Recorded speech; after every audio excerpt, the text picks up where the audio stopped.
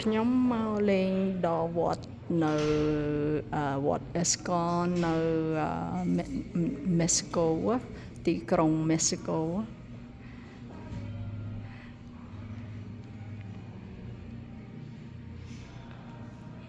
ស្រីឡាប្រភូផាអាចារ្យាដែលអ្នកបើកវត្តអេស្កននៅក្នុងពិភពលោក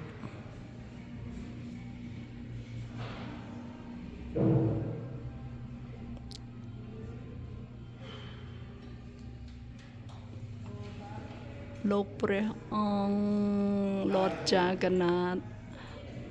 បាឡារាមជាមួយសុបាត្រា